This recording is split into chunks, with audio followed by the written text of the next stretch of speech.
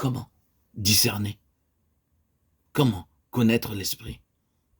Jésus nous dit, vous le connaissez parce qu'il demeure avec vous et qu'il sera en vous. Il faut donc que l'Esprit demeure en nous pour que nous puissions discerner sa présence. C'est lui-même qui se fera connaître à nous. Aussitôt qu'avec obéissance et foi, nous le laisserons entrer et prendre possession de nous et nous parler de Jésus, il déploiera ses lettres de créance.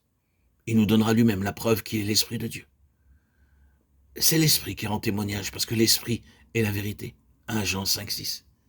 Et c'est parce que l'Église compte si peu sur l'Esprit pour éclairer le croyant que son action est rare et limitée, et qu'on éprouve tant de crainte et d'hésitation à admettre sa présence.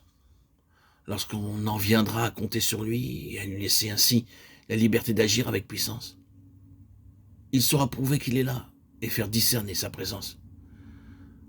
Vous le connaissez parce qu'il sera en vous. Mais tandis que sa présence est encore peu connue et que son action est limitée, comment pourrons-nous arriver à la reconnaître? Que tous ceux qui veulent être conduits par l'Esprit étudient avec soin ce que l'Écriture nous dit de l'Esprit. Ne vous contentez pas de ce que vous en disent les hommes, mais consultez directement la parole de Dieu. Sans vous en tenir à votre lecture ordinaire ni à ce que vous savez déjà de cette doctrine. Enquérez-vous des Écritures avec une soif avide de boire à l'entrée cette eau vive. Réunissez tout ce que la parole vous dit de l'Esprit, de sa présence et de son œuvre en l'homme, et serrez-le dans votre cœur. Soyez déterminés à ne recevoir que ce que la parole de Dieu enseigne, mais aussi à recevoir tout ce qu'elle enseigne.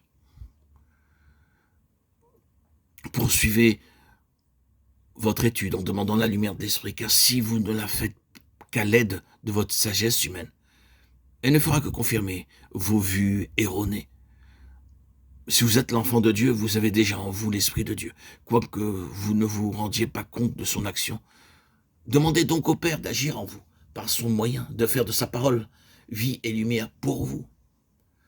Si, avec humilité et foi, vous attendez de Dieu la lumière ouvrant votre cœur à ce qu'enseigne la parole, cette promesse ne tardera pas à s'accomplir pour vous aussi. Ils seront tous enseignés de Dieu. Jean 6, 45. Nous avons déjà dit que la lumière devait nous venir non de nous-mêmes, mais d'ailleurs. Ayez donc soin, pour votre étude, de renoncer à toute opinion préconçue. Demandez à Dieu de vous dire ce qu'il pense, lui, de son esprit. Et soyez certain qu'il le fera. Et à quoi l'Écriture nous fera-t-elle reconnaître la présence de l'Esprit? Elle nous la fera voir au changement qu'opère l'Esprit, soit dans la vie extérieure, soit dans les dispositions intérieures de ceux en qui il vient habiter.